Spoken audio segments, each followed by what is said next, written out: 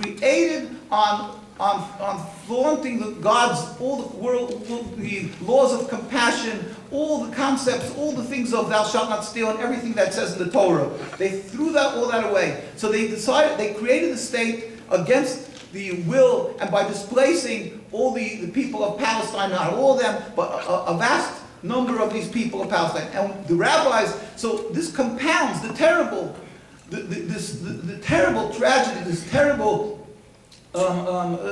atrocity called Zionism, the state of Israel, gets compounded for us Jews thousandfold, because now not only this blasphemy and it's against the Jewish religion, but now they're compounding it because the other half of the Torah, which speaks about compassion and not to steal and not to kill, is being done to the people of Palestine. And in whose name is it being done? In our name, in the name of the Jewish people, in the name of the Torah that we keep sacred, that we told that we have to give our lives to sanctify God's name. In our name, God is being desecrated in the name of the Jewish religion, in the symbols of the Jewish religion, in the attire of the Jewish religion. That is what for us it is a humiliation beyond comprehension. Our hearts are rent for the suffering of the people of Palestine and the people of Gaza. It's also, it's compounded much more than that. Why? Because the Jewish people, throughout the last hundreds of years, when they've suffered at the time of the Spanish Inquisition, when they were suffering during the Crusades, where did they turn to? What countries did they go to? They went to the Muslim countries that provided a safe haven, that were hosts for the Jewish people, and that there was Jewish communities built and flourishing for hundreds of years in the Muslim countries. Before there was any human rights groups, before there was any UN to stand there and record if somebody gets beaten. Nobody would have been held responsible if the Jewish communities would have been massacred. Nobody. They could have done it with impunity. Were they done? Was that done to the Jewish community? Go yourself to the Jewish communities and to go to Cairo, go to Alexandria. Go to Yemen, go to Tunisia, go to Morocco, go to Iran. Wherever you'd like. And you will find that there were synagogues, there were communities that flourished up until Zionism. They lived there and they were not massacred. I'm not saying that there were never any bumps in the roads. I'm not saying it was perfect.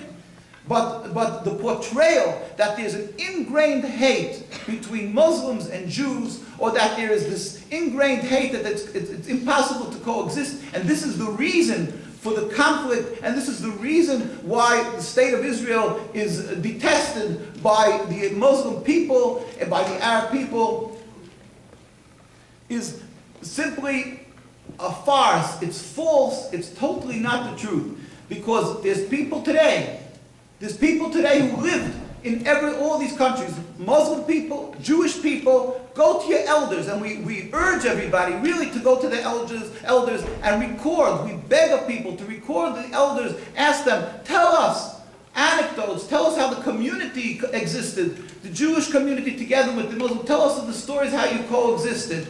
And you will hear stories how Jews and Muslims and Christians lived together in all these countries and flourished. Rabbi Rosenberg, my colleague, his 8 generations from Palestine. They babysat each other's children. They lived in the same complexes. And I can tell you so many actors, people who go with us on demonstrations, who speak up constantly. They lived in Palestine, in Quds, in Jerusalem. They lived together and they flourished together. Each one with a distinct religion. But we were able to coexist without any problem because of the difference of religion.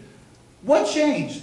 What has changed? Something else came into being that caused this terrible antagonism, this mistrust, this rift between us. And this is called Zionism. This is what it changed. But so let us understand, Zionism in its essence is this heresy. God can protect us. It breaches every law of the Torah of having a state. We're not allowed to have one Jewish inch of Jewish sovereignty. And compounded on that, we're not allowed to kill, we're not allowed to steal. And compound that with the fact that who are they killing and who are they stealing from? They're stealing from people who provided for us a safe haven, who gave us their gracious hospitality. They were for hundreds of years good to us. And these people, up to World War II, Jews escaped to Turkey and went to other lands.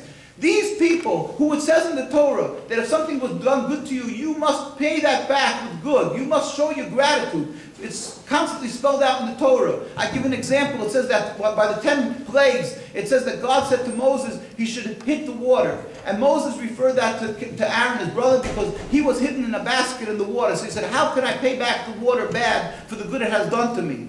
So it was given over to Aaron. And the Torah, we teach this to our children, our young children. Why do we teach this to the children? That they should, because it's a requirement of the Torah to teach us 101, the basics of Judaism. The basics is that you have to pay back, be grateful for good done to you. The Muslim people, the Arab people were our gracious brothers, hosts, friends, call it what you will. And now the Zionists, in order to create their nationalism for their selfish reasons, they've decided to vilify these people in the eyes of the world because they simply don't want to give up their land and so forth. So therefore they're Jew haters, they're anti-Semites and so forth. How tragic is that? How vile and how tragic, what a heart-rending situation this is. How much blood is being spilled? Since the creation of Zionism, before that, prior to that, Jews were living in every Arab and Muslim country. We were living around the world together. Since Zionism came into being, our great protectors, our insurance policy, because God forbid they will say God can't protect.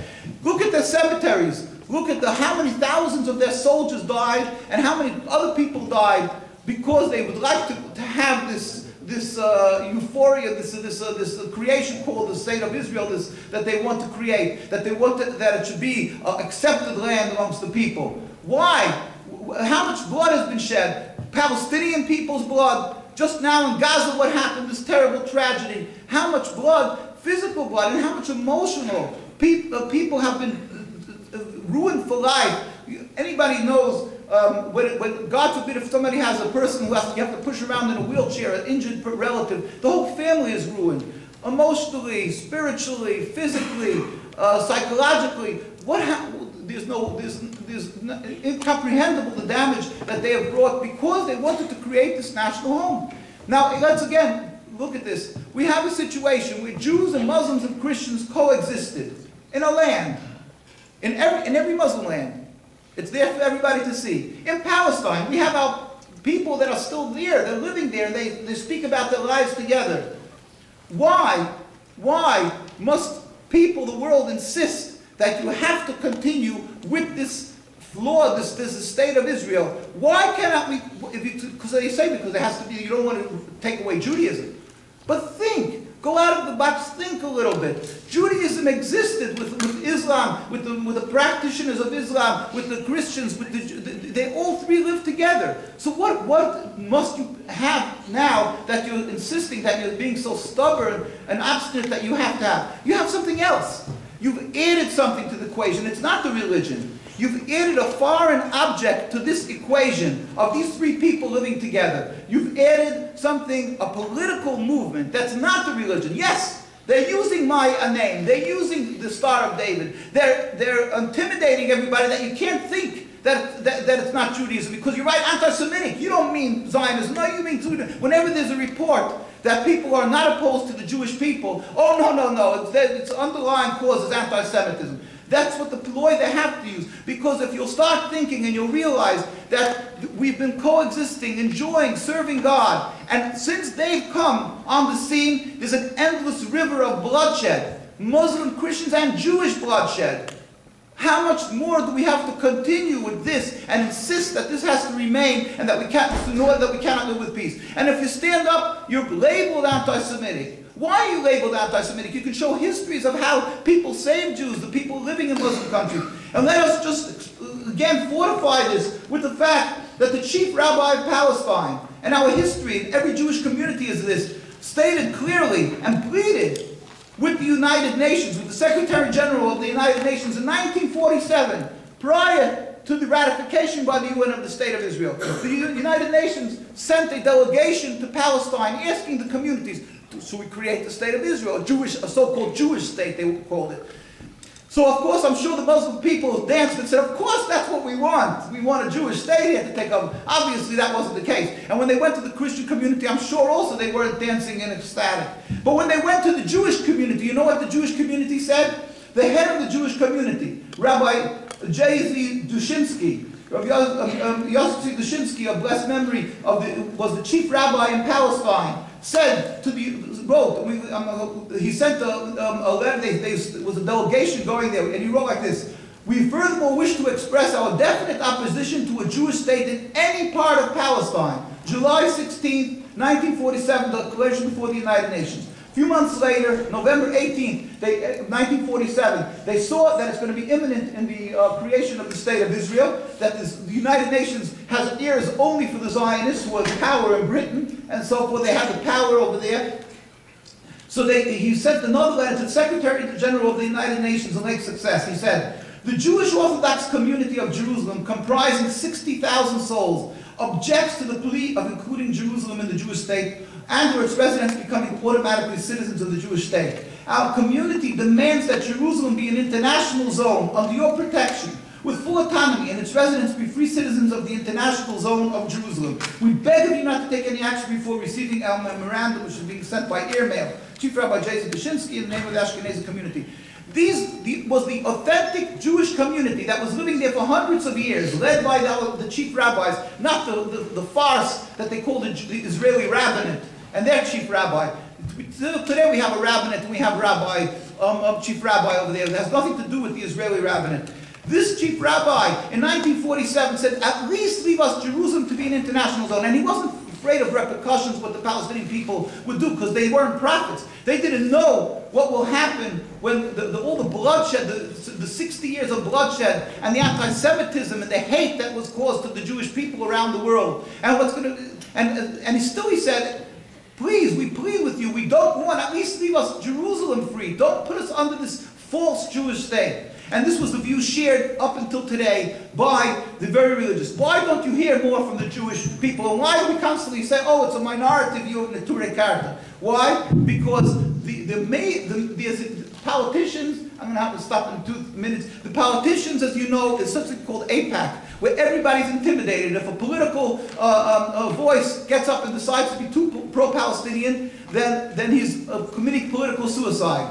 If you know all about AIPAC, maybe in the questions and answers, they concentrate, they're very efficient, that we can't take away from them. They'll concentrate against any individual who's pro-Palestinian, they'll ruin them. The same thing with the media. They have media watchers. Anybody dares from the mainstream media to speak up against them or to show too much sympathy for Palestinian people, or they'll show our mass demonstrations of tens of thousands of people in Palestine, in New York, in Washington. You can look at our site, nkusa.org. Look at that. You'll see the Jewish communities who oppose Zionism. They will never show this. If sometimes they'll make some disparaging remark or something to show a little, they don't show that the core Jewish communities that practice their religion, are true to religion around the world, oppose Zionism. And like we've started, let me say again, the Jewish people, the Judaism, if it would be only like Abraham, he said, he was one, he said, I'm only, Maimonides writes about Abraham, that he was one in the world, and he stood up opposed to everybody in the whole world, but he stood for the truth. And that is what it is. You have to stand for the truth. But even if we would be today standing alone, we would still in an opposition.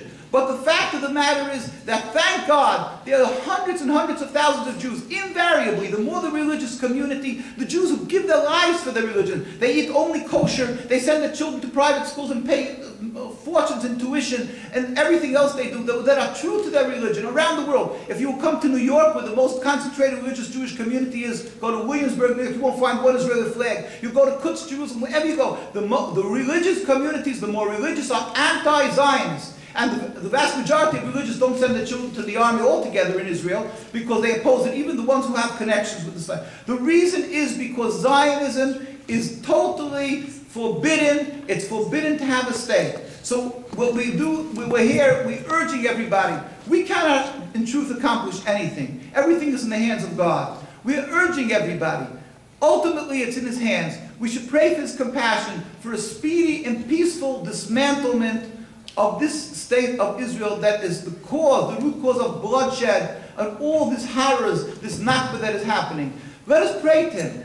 And secondly, and this with concentrated prayers, it happens peacefully nowadays. But secondly, we must not be daunted and intimidated. We have to stand up. The Palestinian people are suffering. The people in Gaza, every day they're vilified. For what reason? Because they refuse to recognize the occupation, not because they don't want to put bombs. We're not taking any position. We're not saying that, which of the organizations. We say the Palestinian people has picked their representation, and we're not in any way condoning violence, but we're saying, but their claim is one thing and one thing only. We want freedom. We want our respect, the rule of the land. And they've said it to us. We've been in Lebanon, we've been in Gaza, we've been all the leaders and the people, the laymen, express one thing: we don't hate the Jews. That is an evil portrayal of the Zionists, a ploy to gain support from the world. They say we want one thing: we want our rule, and they want to coexist with Jewish people. So we say, you must stand up there. Don't let them be vilified, and don't be intimidated that you're anti-Semitic. Look at the Jewish communities around the world. You will find that true to Judaism, they're opposed to the state of Israel, and they're not anti-Semites, they'll say fellow Jews. They give their lives for God and their Judaism. Stand up, help, plead with the people. So Soviet Union disappeared overnight. With God's help, this should happen.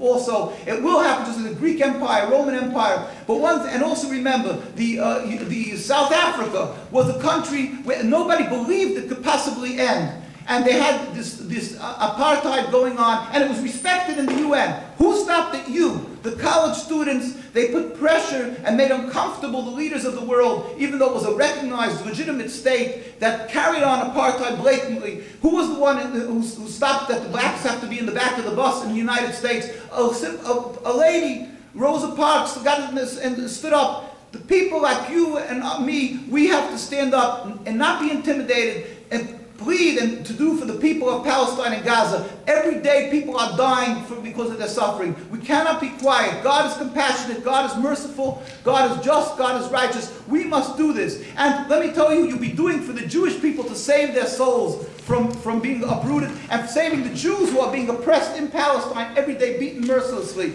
Stand up, let us do, and we'll be doing God's work. Jewish people, return to your religion. Don't turn at the last exit of the long road from exile. You should be turned off the road. What a terrible tragedy that is. Let us return to God. That will bring the end of this the death and suffering of bloodshed. Let us pray to God, stand up and do, and look for the truth. Look at all the NKUSA, look around, get the people, the community who I ask you to record it, and look for the truth, and I'm sure you will come up with this result. Secondly, also, we have to pray for the ultimate the glorification of God, the pinnacle of what we're here for, when all the world, that God should have mercy and bring this metaphysical change in the world, where all humanity will recognize the one God, and we will serve Him together in harmony soon in our days. Let God help. Thank you.